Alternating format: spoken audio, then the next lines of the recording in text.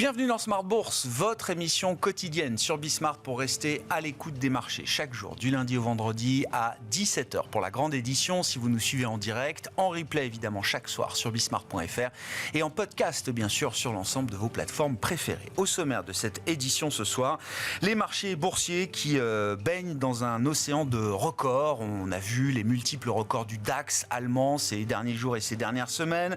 On a noté bien sûr le record battu d'un point hier par le CAC 40. Le précédent record du CAC a été battu hier en séance à 7582 points. Et puis des sommets, alors non pas historiques, mais annuels pour le S&P 500 ou encore le Nasdaq aux États-Unis. Le S&P 500 qui est à moins d'une centaine de points de son sommet historique qui avait été marqué au tout début de l'année 2022. Donc, ambiance de record. Voilà donc le schéma du moment et le schéma que Jérôme Powell va devoir affronter ce soir. Puisque oui, ce sera bien un des sujets de la conférence de presse du président de la Réserve fédérale américaine ce soir, après le statu quo attendu par tout le monde. Comment est-ce que Jérôme Powell réagira à la détente spectaculaire des conditions financières à laquelle on a assisté depuis un mois et demi maintenant? Est-ce que cette détente des marchés est un danger pour la Réserve fédérale américaine dans la poursuite de son objectif de ramener l'inflation, la croissance des prix à une stabilité autour de 2%? Réponse ce soir évidemment avec la session de questions-réponses et Jérôme Powell qui sera sur le grill des journalistes et des marchés bien sûr à l'occasion de cette dernière conférence de presse de l'année 2023 qui précédera les communications de plusieurs autres banques centrales demain. On le rappelle dans l'ordre, la Banque nationale suisse, la BCE, la Banque d'Angleterre, la Banque de Norvège également, qui seront toutes les banques centrales qui communiqueront demain leurs intentions au marché. Nous en discutons dans un instant avec nos invités. Et puis dans le dernier quart d'heure, nous nous focaliserons sur le thème des matières premières. Mis à part le jus d'orange, il n'y avait pas beaucoup de concurrence pour l'uranium cette année, qui a vu ses cours s'envoler de près de 70%. Nous parlerons de cette année spectaculaire pour les cours de l'uranium avec Carmine Defranco, le responsable de la recherche d'Ociam, qui sera avec nous en plateau à partir de 17h45.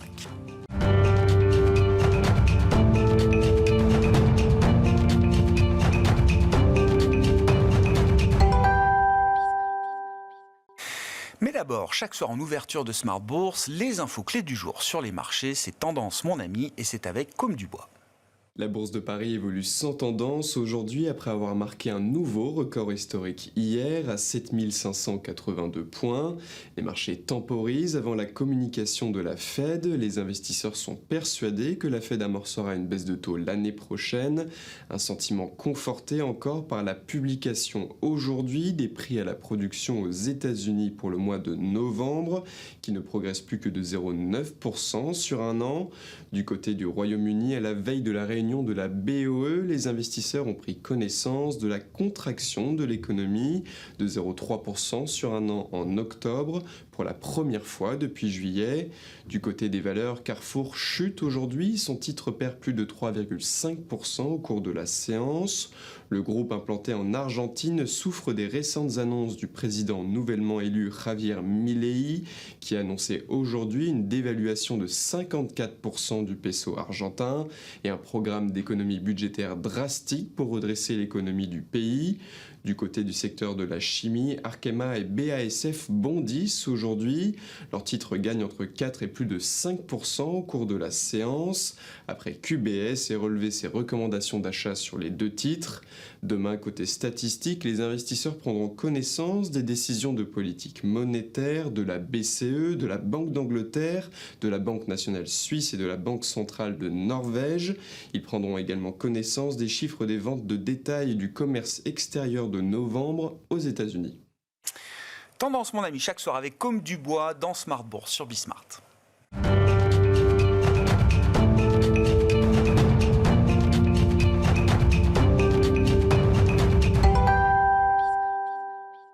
3 invités avec nous chaque soir pour décrypter les mouvements de la planète marché. Vincent Genzi est à nos côtés, le directeur de la stratégie d'investissement de Cholet Dupont Oudard. Bonsoir Vincent.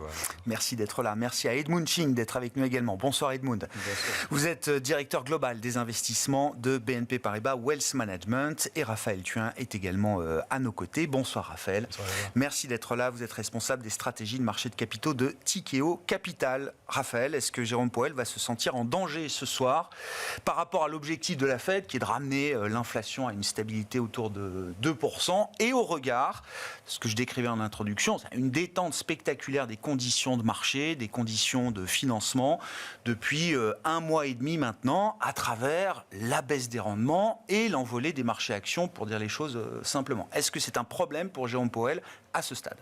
Oui, on va avoir une réunion intéressante. On peut imaginer que Jérôme Powell est dans une situation peut-être inconfortable. D'un côté, effectivement, l'inflation reflue, le cycle de désinflation continue, il est encourageant. Ça fait maintenant plus de 12 mois qu'il s'est enclenché. Et effectivement, on peut dire que les tendances sont bonnes et ont tendance à surprendre le marché dans le bon sens du terme. Donc ça, c'est un motif de satisfaction évident pour Jérôme Powell et pour les banquiers centraux.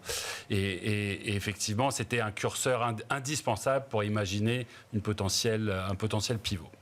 En parallèle, vous l'avez dit, le marché s'emballe.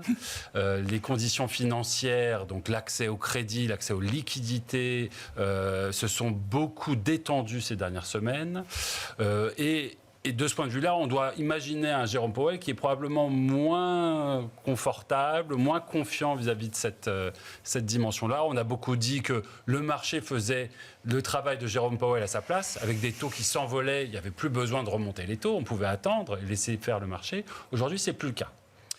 Donc, il va clairement avoir un discours qui sera un discours équilibré, on peut l'imaginer, mais peut-être un discours de prudence après ce mois et demi, ces 2 mois de détente spectaculaire. Jamais le mois dernier, les conditions financières s'étaient détendues à ce point dans l'histoire. Un discours de prudence pour peut-être ramener le marché à la réalité. La réalité, quelle est-elle ? C'est la réalité qu'il décrit à chaque fois.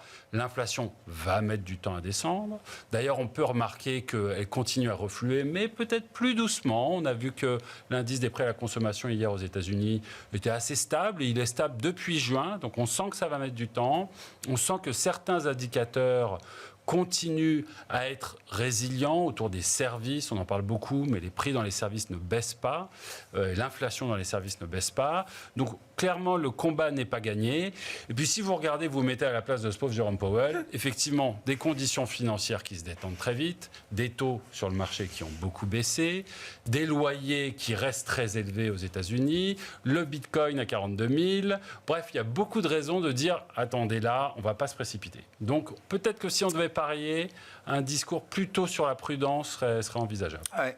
Vincent, qu'est-ce que vous attendez de la communication de Jérôme Powell ce soir et de ce que ça impliquera pour les investisseurs ? On ouvre évidemment le sujet à 2024, puisque quand même le pivot prend forme, le pivot des banques centrales prend forme. Reste à savoir, au-delà du timing et du calendrier, qu'est-ce qui motivera, quel schéma macroéconomique amènera la Réserve fédérale américaine à baisser ses taux ? Dans quel environnement macroéconomique la Fed prendrait la décision de baisser ses taux ?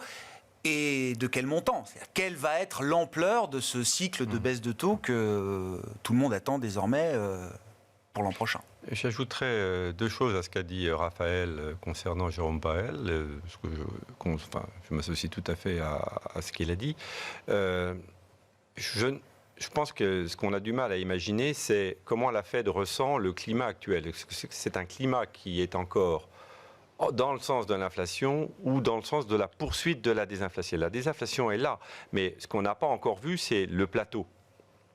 Le corps, il est encore à 4%, il y a des choses qui résistent, comme le logement aussi, donc c'est ça. Le logement tel que mesuré dans le CPI américain. Non mais voilà, je sais, c'est une précision importante. Oui. Donc, l'équivalent des loyers, entre guillemets, mais pour les propriétaires. Donc ça reste une tendance encore assez lourde. Donc, est-ce que la Fed et Jérôme Powell considèrent que le combat est terminé ? Je crois que non. Parce qu'il y a ces tendances-là, même la croissance des salaires, on est toujours sur 4% à peu près, donc on n'est pas à 2%. Donc je crois que le combat n'est pas terminé et ça, il va le marteler. Même en reconnaissant qu'il y a des progrès qui ont été faits et qu'eux-mêmes ont probablement été surpris. Après, Ce que les marchés vont sans doute regarder de près, c'est les dots. Ça, c'est les prévisions économiques de la Fed qui sont publiées tous les 3 mois. Et par rapport aux derniers qui ont été publiés au mois de septembre, il s'est passé quand même quelques petites choses avec une inflation qui a baissé. Et donc on va voir si la Fed acte déjà la baisse de l'inflation plus rapide et est-ce qu'elle va abaisser ses dots et à quel rythme. Bon. Ça, ce sera un outil de communication pour la Réserve fédérale américaine. Ça va être un outil, ça l'est toujours, mais là, effectivement, comme il s'est passé un certain nombre de choses, ils vont mettre l'accent là-dessus. Et je pense que les marchés vont aussi regarder, parce que les marchés price peut-être 125 points de base sur 2024. On va voir tout de suite si les dots de la Fed viennent à la hauteur du marché ou non.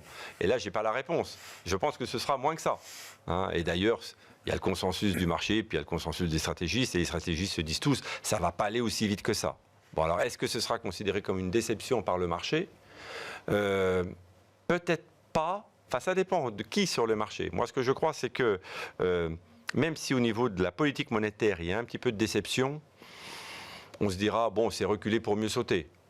Et puis si l'économie va un tout petit peu moins bien, ils baisseront plus. C'est ça qui fera l'ampleur. C'est-à-dire les composantes de l'économie qui font encore de l'inflation ou non, mais aussi l'allure de l'activité, est-ce qu'elle ralentit ou est-ce qu'elle reste résiliente.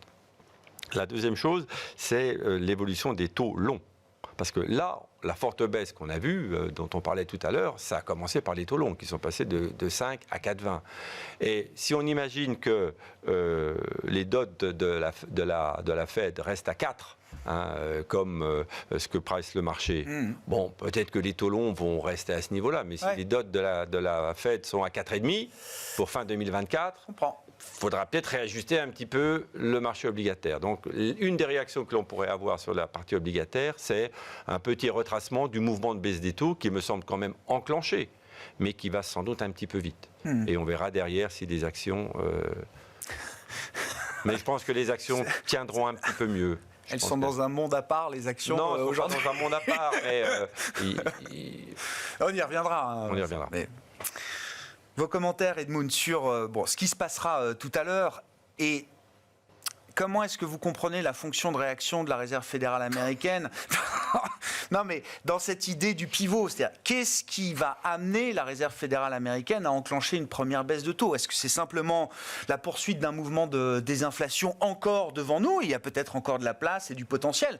Janet Yellen s'exprime en ce moment. Elle semble dire qu'il y a un schéma cohérent pour elle qui doit voir l'inflation continuer de baisser encore devant nous. Ou est-ce que ce sera à cause d'un accident économique, c'est-à-dire un lending plus dur que prévu, voire d'un accident financier ? Je sais qu'on n'en parle plus depuis SVB, mais les taux directeurs ont continué de monter après SVB aux États-Unis. Oui, je pense qu'on va continuer de voir un tendance désinflationniste plutôt pour les prochains mois, mais aussi un ralentissement net de la croissance économique aux États-Unis, qui c'est déjà le cas. Si on regarde le quatrième trimestre de la prévision, on est aux alentours de 1% annualisé, on était à quasiment 5% pour le troisième trimestre. Donc effectivement, c'est déjà un ralentissement assez important en cours.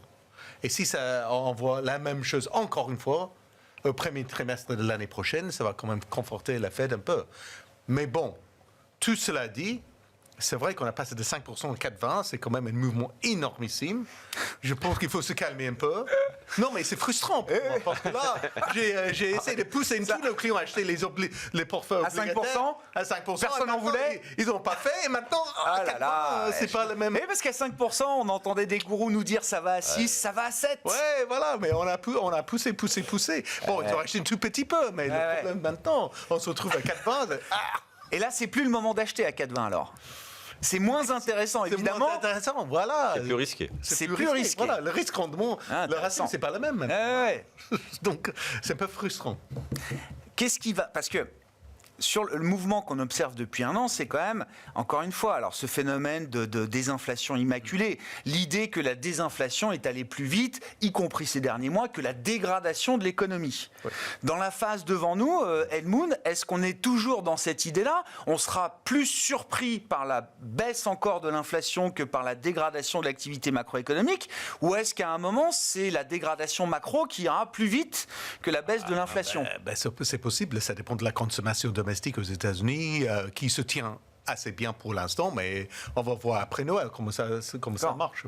Parce que déjà, on voit les petits changements de tendance, les consommateurs qui sont un peu plus sensibles au niveau de prix maintenant pour la première fois. Donc, ils attendent, par exemple, Black Friday, Cyber Monday pour acheter les biens moins chers. Ouais. Sinon, ils n'achètent pas. Ben oui. Mais qui est quand même assez logique, psychologiquement, mais ça a quand même un impact sur la croissance. Parce que la croissance aux États-Unis, c'est quand même 70% la consommation. Mais ça va obliger les entreprises à revoir leur politique de prix. C'est très bien ça. Je reste très optimiste sur l'évolution des marchés boursiers pour l'année prochaine. On est positif, on est toujours positif, on était positif, on reste positif. Cela dit, je me méfie un peu de l'évolution des marges de rentabilité des sociétés parce que maintenant, ça va être dans les prochains mois de plus en plus difficile d'augmenter encore plus les prix ou même maintenir les prix assez hauts. Avec un consommateur qui devient un peu plus sceptique, sensible au niveau du prix. Donc ça se voit déjà avec Nestlé, avec Unilever, les producteurs alimentaires qui commencent à souffrir un peu. Avec les volumes en baisse. Donc, ils ont bien profité l'année dernière avec les... Mais ça veut dire ça que l'inflation tirée par les marges va disparaître. Exact. Mais donc, ça aura des effets pour les entreprises. Voilà, pour certains secteurs, pour certaines entreprises, ça va avoir un impact négatif sur la rentabilité. C'est évident. C'est évident. Donc, peut-être c'est pas tout le marché qui continue à profiter. Ça va être des segments différents qui vont souffrir. Mais peut-être le secteur technologie qui va attirer le marché à l'os. Mais des autres secteurs qui peut-être vont souffrir encore plus. Et on n'a même pas parlé de cette vague de refinancement de l'endettement qui aussi va continuer tout le long de 2024 et 2025. Avec un niveau de financement plus cher qu'avant. C'est aussi pesé sur la rentabilité. Parlons de l'investissement, effectivement. Comment vous regardez, alors peut-être les marchés actions pour 2024, Raphaël, partant des éléments que développait Edmund, l'idée des marges, des bénéfices. Est-ce que ce seront le côté bénéficiaire des entreprises? Est-ce que ce sera un soutien, le facteur de soutien encore pour les marchés actions l'an prochain? Est-ce qu'il faut trouver des soutiens à travers la baisse des taux, par exemple, ailleurs? Et est-ce que c'est des soutiens qui permettront d'attendre des retours positifs des marchés actions l'an prochain? C'est une bonne question. Quand on fait un pas en arrière et qu'on regarde le contexte global de ces dernières années, nous sortons doucement d'une espèce de bulle de croissance, en particulier de profitabilité pour les entreprises, liées au Covid, au plan de soutien, aux politiques monétaires très accommodantes, qui fait que la profitabilité des entreprises a explosé. Non seulement d'ailleurs les chiffres d'affaires, en Europe on était à plus 17% en 2021, plus 18% l'année dernière en chiffre d'affaires, on est en gros flat cette année, donc explosion des chiffres d'affaires grâce au matelas Covid et hausse des prix. Les marges ont explosé, on était à 10, 11, 12% avant le Covid, aujourd'hui on est à 15%. Donc explosion des marges et explosion des bénéfices par action. J'ai cette stat en tête qui m'amuse et je vais vous la partager. Si vous regardez les bénéfices par action en Europe du pic de 2007 au pic de 2019, donc sur 12 ans, sur cette totalité de 12 années, le bénéfice par action en Europe a fait plus 2%. Il ne s'est rien passé. Si vous regardez de 2019 à aujourd'hui, fait plus 51%. Donc on est sur des phénomènes, des trajectoires qui ne sont pas tenables sur le long terme. On doit normaliser. Et ça, c'est quelque chose qui a été beaucoup discuté. On a vu des grands économistes, des grands banquiers, y compris centraux, qui ont parlé de cette normalisation. Et elle arrive. Elle arrive parce que le matelas Covid commence à s'amenuiser, et vous en parliez, parce que les conditions de financement sont difficiles, le capital d'achat, etc. Or, si vous regardez ce que nous racontent les anticipations de marché, on n'est pas du tout sur cette normalisation. On est même plutôt sur une réaccélération. Des profits? Des profits, même de la croissance. Oui. Vous prenez les anticipations du FMI, on est à plus de 1% de croissance en Europe et aux États-Unis, 1,5% je crois. La BCE dit 1%, donc accélération comparée à cette année. Sur les bénéfices des entreprises, on n'a pas eu de récession des bénéfices cette année, on était à 0. L'année prochaine, on attend plus 11% aux États-Unis, plus 7% en Europe. Donc il n'y a pas de normalisation. Et lorsque vous regardez les trajectoires très long terme des BPA, par exemple, pour les entreprises, on voit qu'effectivement, on est sorti de la trajectoire à la suite du Covid.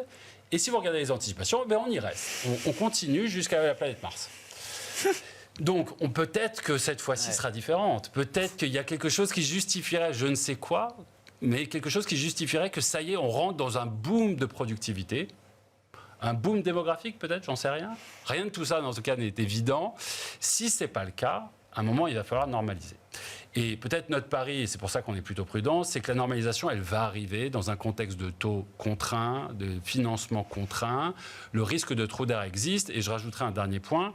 Les récessions, ça arrive rarement en s'annonçant trop longtemps à l'avance. Les récessions, ça surprend. Il y a un effet trou d'air dans les récessions. L'activité, c'est pas linéaire. C'est pas linéaire. Donc attention, le marché nous semble très optimiste aujourd'hui compte tenu du contexte. Dans cette histoire des profils,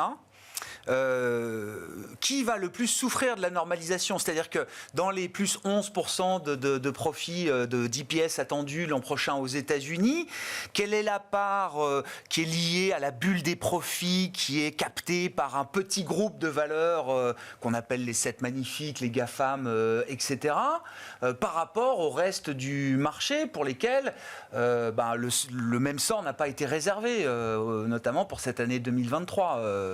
On sent qu'il va y avoir une dispersion très forte aussi derrière ces chiffres un peu moyens. Ouais, dispersion très forte, c'est la clé, vous avez raison, et on y est là. La dispersion, elle est gigantesque depuis de longs mois maintenant. Elle va probablement perdurer. Nous, notre avis, c'est que le cycle qui s'ouvre dans les années 2020, dirons-nous, sera différent du cycle précédent. Le cycle précédent, c'était un cycle de compression des primes de risque, manipulé, dirons-nous, par les banques centrales, où en gros, la meilleure stratégie, c'était de maximiser le risque, d'acheter tous les points bas et de faire de l'ETF.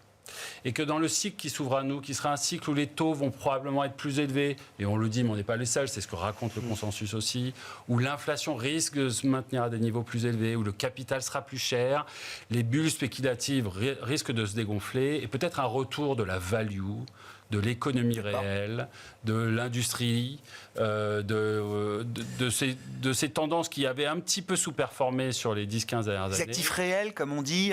Actifs réels, par exemple. Tout ça, c'est des bons paris à faire à un moment où ils ne sont pas très chers comparés à d'autres valeurs. Même si on passera en 2024, sans doute, par une phase de détente des taux et potentiellement d'expansion de multiples à nouveau. Enfin, dans cette vision que vous décrivez long terme, il y aura de toute façon des mini-cycles aussi. Alors oui, ça il faudra gérer. Expansion de multiples, on peut argumenter parce que certains sont déjà très élevés. Et si effectivement vous révisez vos attentes de résultats à la baisse, tout d'un coup vos multiples sont beaucoup plus chers que prévu. Je comprends. Donc à débattre. Bon. Les moteurs actions de l'an prochain, Vincent, entre la baisse des taux, les espoirs de baisse de taux qui font peut-être pas une stratégie complète et les anticipations de bénéfices, qu'est-ce qui va pouvoir soutenir les marchés actions et est-ce qu'on peut attendre des retours positifs à nouveau pour les indices actions? Je reste quand même assez prudent parce que on voit bien que les marchés vont rester sous contrainte. Ce sera soit une contrainte au niveau des taux qui éventuellement baisserait moins rapidement, soit une contrainte au niveau de la croissance qui éventuellement flanchera un petit peu. Les phases de hausse aussi fortes que celles qu'on a connues ont généralement été suivies quand même d'un creux d'activité. Ce n'est pas une récession sur l'année. Et si ces deux points se passent bien, c'est peut-être au niveau des marges qu'on souffrira. Donc on voit bien que plus les marchés montent, plus le potentiel qu'on pouvait se garder pour l'année prochaine se réduit, voire s'annule complètement. Bon. On va regarder des taux qui vont rester un petit peu plus élevés. Le monétaire ne va pas s'effondrer. Et donc, je pense que l'alternative, elle va être quand même assez présente. Et donc, je ne suis pas certain qu'on ait des marchés tendanciels. Je me demande si on ne va pas rentrer dans une phase pour quelques années aussi de marchés plus stagnants, avec moins de performance, mais de la volatilité qui reviendra. On nous disait tout à l'heure que la volatilité était très basse. Et à l'intérieur de ça, le marché qui va refaire un petit peu son travail d'ajustement et de stock picking. Quand on a des marchés sans tendance, c'est moins la période d'avoir des ETF, mais c'est effectivement les boîtes qui sont soit des GARP, soit des value, soit des valeurs qui ont été injustement matraquées, dont les PE sont devenus très très faibles. Je pense qu'il y aura un petit peu de tout ça dans la recherche de performance. Donc une diversification qui permettra de se couvrir à la fois contre les déceptions sur les taux, sur la croissance et sur les décroissances des résultats qui seront probablement revues à la baisse par les analystes. On a une prime de risque qui n'est pas encore très élevée, donc je pense que la prime de risque sur les actions, donc elle peut encore se comprimer. Mais cette compression de la prime, je la vois bien sûr dans une phase de confiance par définition. Donc c'est peut-être dans le mouvement actuel. La hausse que nous voyons depuis quelques mois, c'est vraiment la baisse de la prime de risque ajoutée à la baisse des taux. Si ce mouvement continuait encore quelques temps, ça se ferait effectivement par la baisse de la prime de risque. Mais si la phase suivante, c'est une inflation qui arrive sur un plateau trop élevé, puisqu'on ne connaît pas encore ça. C'est pour ça que je parlais tout à l'heure de l'évolution de l'inflation. Si l'inflation reste calée entre 3,5 et l'accord, entre 3,5 et 4 pendant quelques mois, on peut oublier un petit peu la baisse rapide de la Fed. Donc là, il y aura des déceptions sur les taux, mais peut-être qu'en contrepartie, on se dira l'économie va être un peu plus résiliente. Mais s'il y a au niveau de l'activité effectivement une rupture, là, il n'y aura plus de baisse de la prime de risque. La prime de risque, elle remontera. Hein. C'est le pire scénario, avoir une économie qui stagne et une inflation qui ne serait pas revenue encore à un niveau suffisamment confortable. Sans sortir le concept de stagflation, mais Oui, mais si la croissance ne s'effondre pas plus que ça, on peut tenir encore. Je crains beaucoup plus le phénomène de rupture. C'est vrai que c'est rarement linéaire. Hein. Et de toute manière, chaque récession, on a eu la phrase dans les journaux que je t'ai déjà citée quelques fois, mais que fait la Fed ? Et c'est là que les marchés s'inquiéteront. Bon. Après, c'est vrai qu'on cherche des ruptures. Mais il n'y en aura peut-être pas. Non, mais vous êtes une génération d'investisseurs marquée par la grande crise financière, malgré par la crise des dettes souveraines en zone euro. Donc, on cherche à chaque fois une rupture comme celle qu'on a pu vivre dans le passé. Qui sera le prochain Lehman ? On en a tous parlé pendant SVB. Au final, l'enseignement, c'est quand même que le système financier, que le système bancaire est un peu différent, que les fragilités, en tout cas, sont peut-être plus les mêmes que celles qu'on avait il y a 15 ans, de ce point de vue-là. Donc, de toute manière, on est incapable de savoir quel sera le Black Swan de l'année prochaine, par définition. S'il y en a un. Ce que vous dites, parce que, effectivement, quand vous regardez, nous, on se base beaucoup sur ce qu'on a vu dans le passé, sur l'historique. C'est humain. Effectivement, l'historique, c'est que les soft landing, ça n'existe pas vraiment. Pas vraiment. C'est rare. Alors peut-être que cette fois-ci sera différent.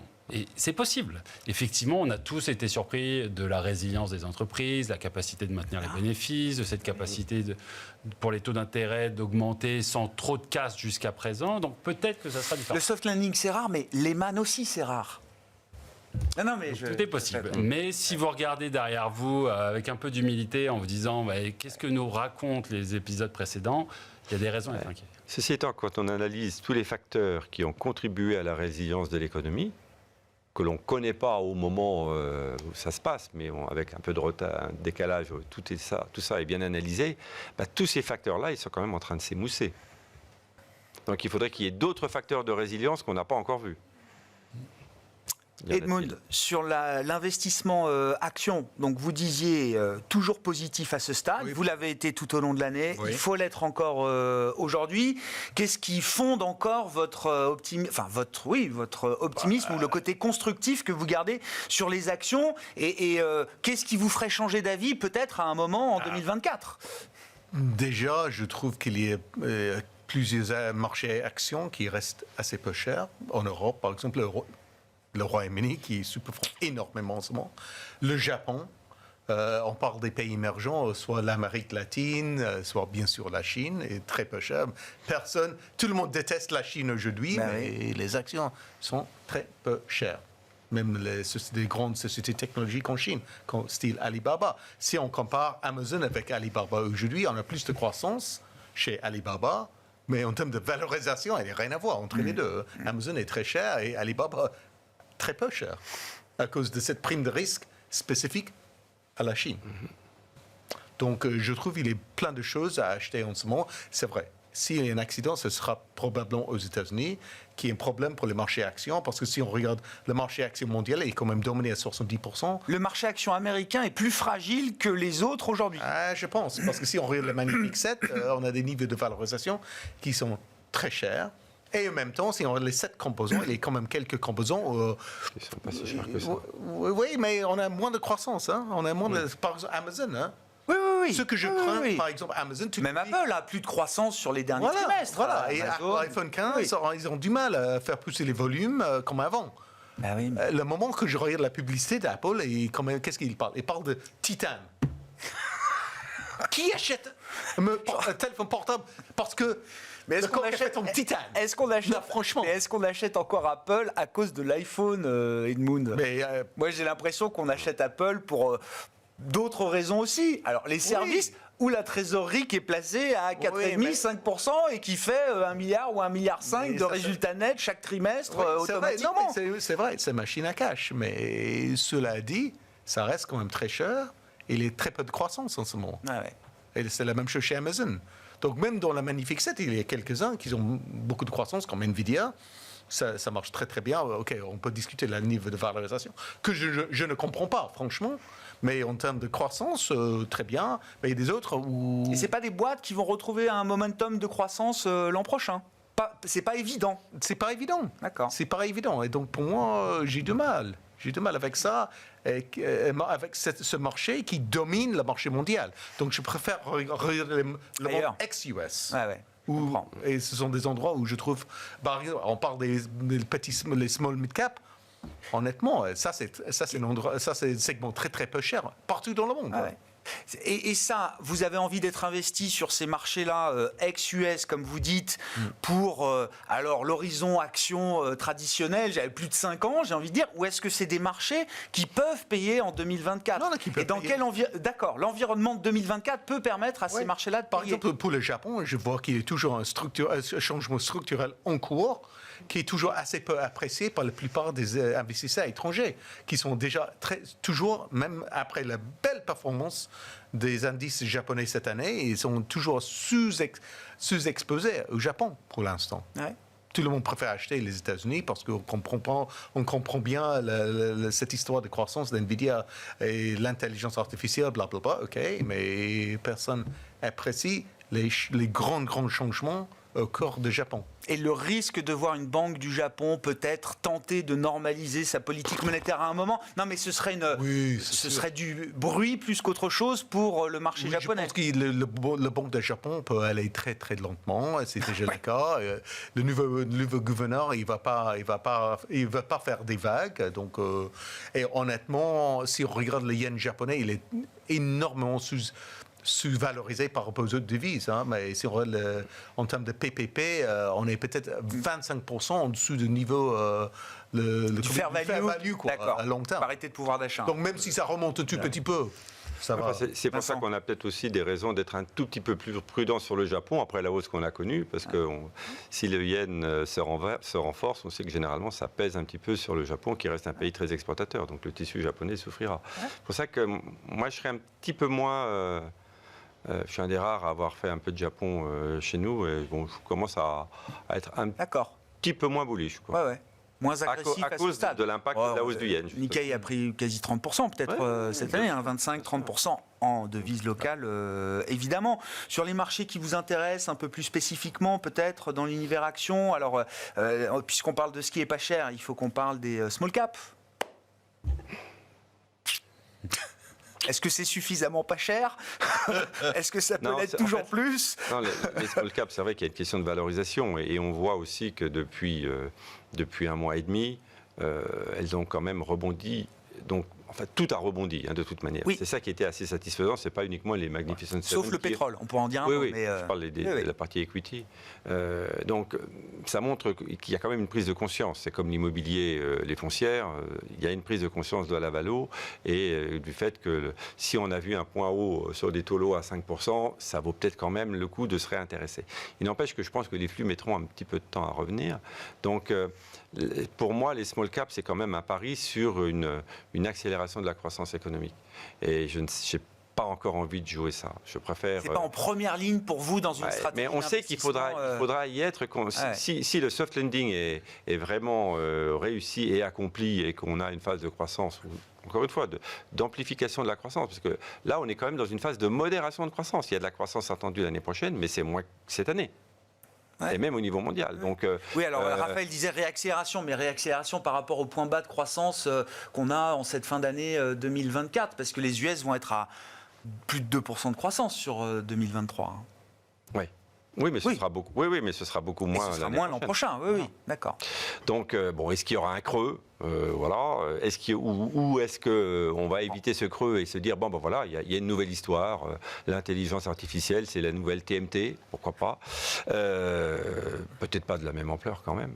Donc voilà, si on repart sur un cycle économique, enfin, où tout le monde se dit, voilà, c'est un cycle économique qui se prolonge, mais qui repart, à ce moment-là, il est clair qu'il faut probablement jouer les il n'y a pas encore cette visibilité pour vous aujourd'hui. Non, donc je crois qu'il faut être... J'aurais pu vendre des small caps aujourd'hui, ça c'est certain. C'est trop peu cher. Mais est-ce qu'il faut miser dessus? C'est comme les pays émergents, c'est vrai pour la valo.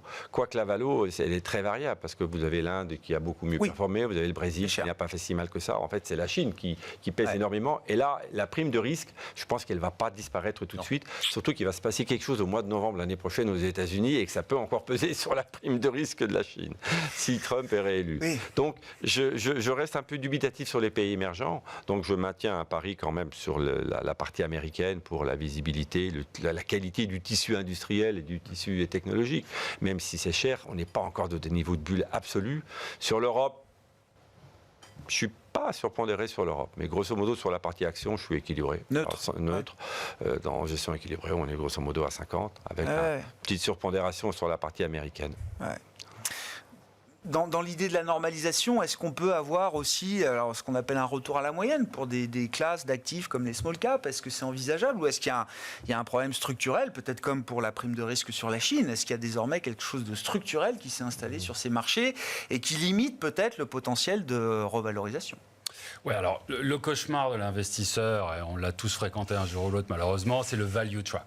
C'est-à-dire, c'est pas cher et ça reste pas cher pour toujours. On parlait du Japon, on parlait de la Chine.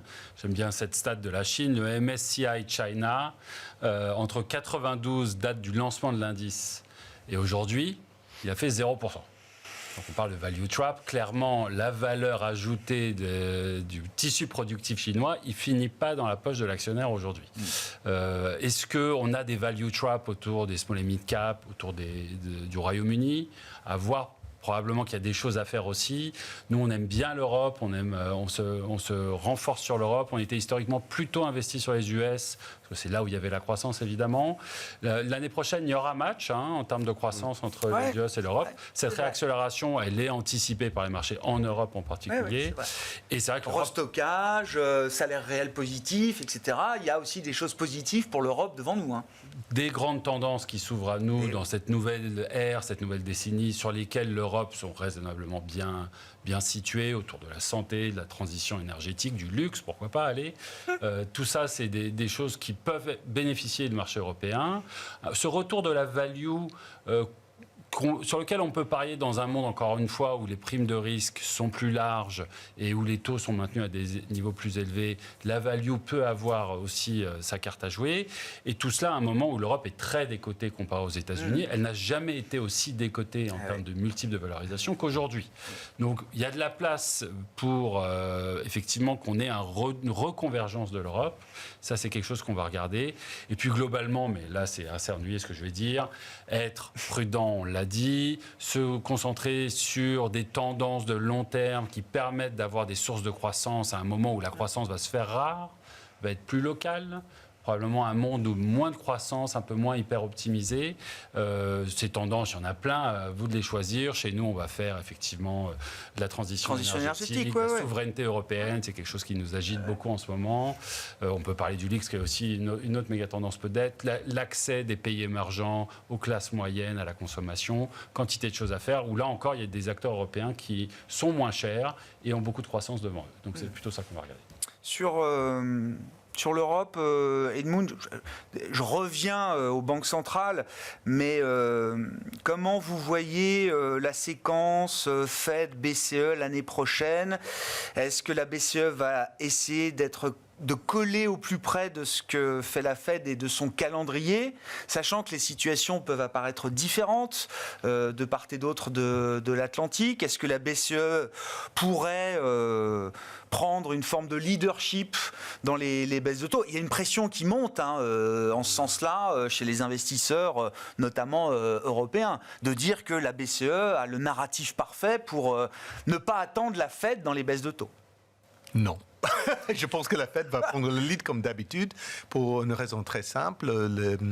Effectivement, les règles ne sont pas les mêmes pour les deux banques centrales.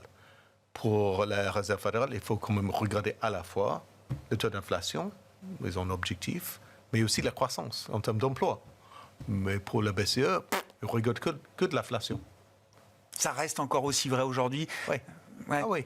Ah oui. La BCE a un peu plus de 20 ans quand même maintenant, donc elle a eu le temps de grandir aussi dans sa pratique des choses. Ils vont attendre la Fed, c'est la Fed qui va bouger tout d'abord. Peut-être la BCE va suivre tout de suite après.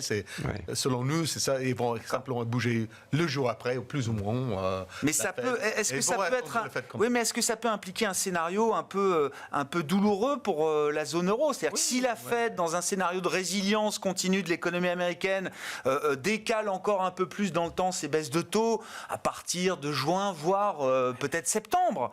Est-ce que la BCE pourra attendre jusqu'à septembre si la Fed n'est pas en position de couper ses taux avant septembre prochain? La Fed va bouger avant septembre, à notre avis. C'est plutôt soit mars, soit mai. Et donc après, la BCE va suivre tout de suite après, à notre avis. Mais n'oubliez pas que la Fed, le point de départ, c'est 5,50 pour le taux directeur. Oui. Donc ils peuvent baisser beaucoup plus que la BCE, où on commence à 4% seulement.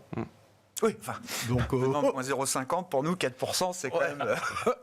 Ce qui est un petit peu plus positif par rapport au discours qu'on avait il y a quelques mois, c'est que la désinflation a été quand même assez soutenue aussi en Europe. Ouais. Donc, la BCE a moins de raisons d'être autant faucon qu'elle l'était par le passé. Donc on peut espérer effectivement qu'elle suivra d'un peu plus près ce que fera la Fed. Voilà. Et la consommation, c'est déjà calmé en Europe. Hein. C'est pas forcément le fait aux États-Unis, mais en Europe, c'est clair. Tous les ménages étaient fortement touchés par les prix alimentaires, les prix d'énergie. Sauf que les prix d'énergie sont en forte baisse maintenant. Qui nous aide beaucoup en Europe. Bien sûr. C'est jamais vraiment le cas aux États-Unis.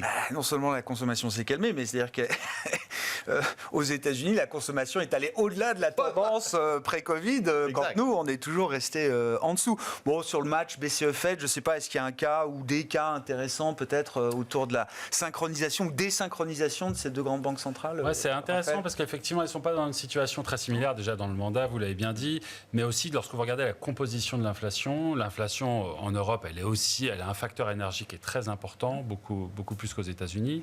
Inversement, aux États-Unis, M. Powell a un problème. Les services, c'est aujourd'hui 90% de l'inflation.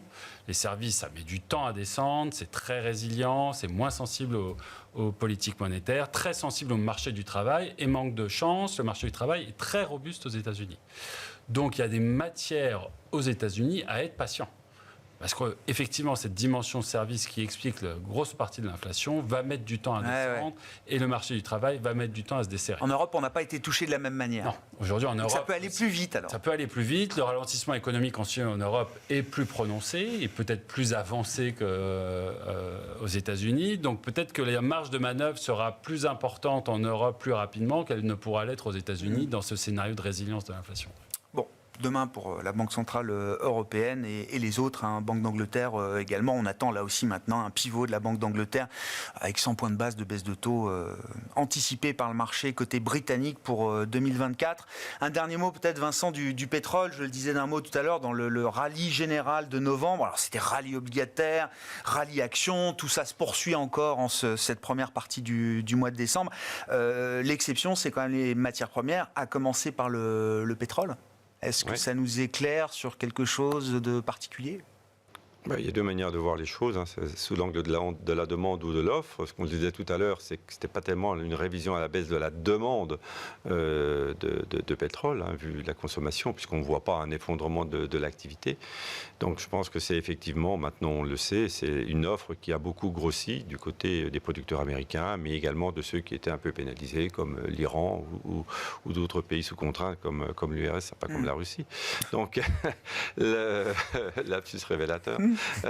Donc voilà, et ça ne va pas s'arrêter du jour au lendemain. Donc je pense qu'on ne peut pas regarder le pétrole comme baromètre de prévision économique. En ce qui concerne les autres matières premières, le premier gros consommateur reste quand même la Chine, et ça nous montre aussi que de ce point de vue-là, la reprise attendue ou le rebond que l'on attendait ne s'est pas vraiment matérialisé, ou en tout cas pas aussi fortement que ça, et qu'on est toujours dans l'attente de décisions des autorités chinoises pour voir ce qu'ils font. Certes, pour sauver leur secteur immobilier, mais également pour rééquilibrer la croissance. On n'a pas beaucoup de détails sur les décisions, ni même l'objectif de croissance encore pour l'an prochain. Il y a eu une grande conférence qui s'est tenue en début de semaine, au plus haut niveau. Ce qu'on sait, c'est que l'objectif suprême l'an dernier était celui de la prospérité, de la consommation domestique. L'objectif suprême pour 2024, ce sera un outil industriel rénové, amélioré, modernisé. Voilà. C'est le premier objectif qui a été fixé en Chine à l'occasion de cette conférence. Merci beaucoup, messieurs. Merci à vous trois d'avoir été les invités de Planète Marché ce soir. Vincent Genzi, directeur de la stratégie d'investissement de Cholet Dupont Oudart, Edmund Ching, directeur monde des investissements de BNP Paribas Wealth Management, et Raphaël Thuin, responsable des stratégies de marché de capitaux de Tikehau Capital.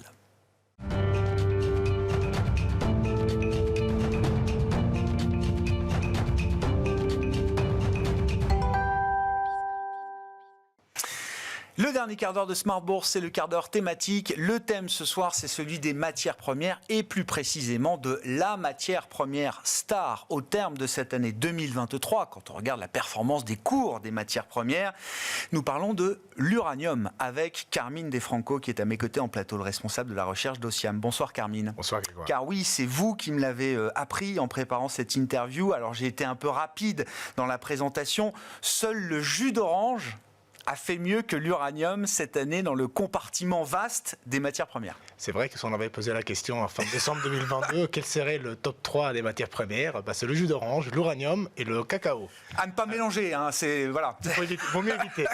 Il y a un intrus dans le trio de tête, effectivement. Le sujet qui nous intéresse, c'est celui de l'uranium. Donc quasiment 70% de progression pour les cours de l'uranium. C'est le yellow cake, c'est ça qu'on arrive à mesurer sur les marchés financiers, Carmine. Ce que vous dites dans l'analyse que vous nous apportez, c'est pas tant à ce stade, c'est pas tant un sujet de demande que d'offre qui explique cette performance de l'uranium. Voilà, donc on rappelle juste simplement, par rapport à d'autres matières premières, des métaux, l'uranium c'est un marché tout petit et qui n'est pas un marché organisé. Donc, quand on parle même de prix, c'est toujours un concept un petit peu vague puisque c'est un marché très particulier, très concentré, de gré à gré. Et c'est un marché, contrairement à d'autres, comme par exemple sur le pétrole, où il y a une trentaine de pays qui ont un appareil nucléaire, et donc des acheteurs, et il y a 4, 5, 6 pays qui produisent, dont le top 2, top 3 représente 70% du marché. Et donc du coup, il y a un vrai déséquilibre entre l'offre et la demande. Ajoutez à cela que depuis Fukushima en 2011, avec une sortie assez importante du nucléaire, on a vu des investissements baisser de manière dramatique, puisque les prix de l'uranium n'étaient pas assez suffisants pour rentabiliser les investissements, les mines et tout le processus. Et donc du coup, on se retrouve aujourd'hui dans une situation où l'offre disponible sur le marché n'est pas assez suffisante, d'autant plus qu'on vient de l'apprendre, parmi le peu d'avancées qu'on a vues à la COP, c'est cette idée de pouvoir augmenter significativement la part du nucléaire dans le mix énergétique. Donc tout ça, ce sont des ingrédients qui finalement ont poussé cette matière première à des prix assez élevés. Je pense qu'on n'en est pas à la fin, puisque les facteurs structurels restent là et ils ne vont pas disparaître rapidement. Qu'est-ce qu'on peut dire justement de ces problèmes d'offre, de ces craintes sur l'offre qui ont généré cette performance de quasiment 70% pour les cours de l'uranium? Et pourquoi est-ce que vous estimez que ces contraintes sur l'offre vont encore peser, que ce n'est pas juste un problème conjoncturel de court terme? Alors déjà, il faut savoir que ce n'est pas comme un champ de pétrole dans lequel on peut augmenter la production un petit peu en fonction du prix. Donc on est dans un système où il va falloir faire des investissements importants aujourd'hui pour être sûr que dans 5, 6, 7 ans, on peut commencer à augmenter la production. Or, investir aujourd'hui avec des taux élevés, vous en parlez tout à l'heure, c'est très compliqué parce que vous avez des alternatives d'investissement intéressantes, d'autant plus que quand on parle de mines d'uranium, on peut parler du Canada et de l'Australie. Ce sont des pays dans lesquels, effectivement, il y a une culture minière très, très sophistiquée. Mais il y a aussi beaucoup de pays qui, aujourd'hui, d'une manière ou d'une autre, souffrent d'instabilité géopolitique. La Russie, le Kazakhstan, le Niger, le Namibia, etc. Donc, même là où on pourrait avoir du potentiel pour développer, beaucoup d'entreprises, c'est souvent des entreprises européennes, américaines, souffrent ou en tout cas ont du mal à se projeter. Ajoutez à cela la dernière qui provenant des États-Unis où la House, donc le Congrès Chambre des représentants a approuvé le fait que le gouvernement pourrait interdire l'import de fuel pour les centrales nucléaires venant de la Russie. Or, il faut savoir que la Russie, l'Ouzbékistan et le Kazakhstan fournissent environ 30% de la matière première aux États-Unis. Donc, vous voyez que vous êtes un gros acheteur comme les États-Unis, vous voulez vous couper en théorie, parce qu'après il y a toujours les détails, des pays liés à la Russie, vous n'avez pas trop d'alternatives. Et donc ça représente un problème. J'ajoute juste un dernier élément, c'est que depuis 10 ans, avec la baisse de la production de matières premières, on a trouvé des sources alternatives qui viennent du démantèlement des centrales anciennes ou même d'armement. Et or, ici, même si d'un point de vue minier, la Russie n'est pas un acteur majeur, il représente 10% environ, il reste quand même un acteur majeur dans cette partie du marché, environ 45%. Donc on ne peut pas s'en passer de ce pays, surtout en Europe. Et donc du coup, vous voyez que les marges de manœuvre pour les centrales, donc les exploitants de centrales, devient très très très minime. Ouais. Oui, surtout que l'uranium qu'on reconsomme d'une certaine manière, c'est un stock fini là aussi. C'est-à-dire que c'est toujours un peu. Il y avait un physicien dans les années 80 qui disait que théoriquement, l'uranium c'est une source inépuisable, puisque pour des raisons chimiques, etc. Bon, évidemment, on parle d'uranium utilisable dans le central, mais il est vrai que ce n'est pas un problème d'en trouver.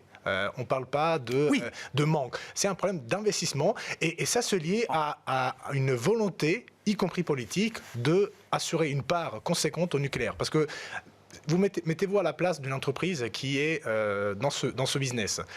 Elle ne va pas investir si elle n'est pas sûre de pouvoir avoir un marché fixe. Et le contrat, la plupart des ventes de l'uranium se font avec des contrats à très long terme, à 20 à 25 ans. Aujourd'hui, on est beaucoup plus sur du court terme puisqu'on essaie de trouver des sources alternatives. Mais idéalement, on aurait envie d'avoir un marché très long terme, ce qui veut dire un commitment très clair. C'est un petit peu la news de la COP qu'on vient d'avoir.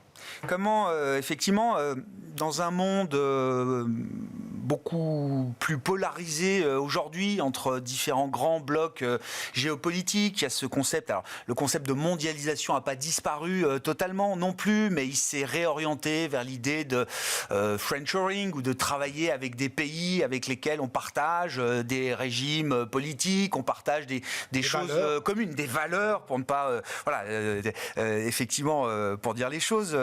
Carmine, comment on peut imaginer une relance du nucléaire, puisque c'est le sujet, et comme vous l'avez dit, ça fait partie des avancées de la COP 28.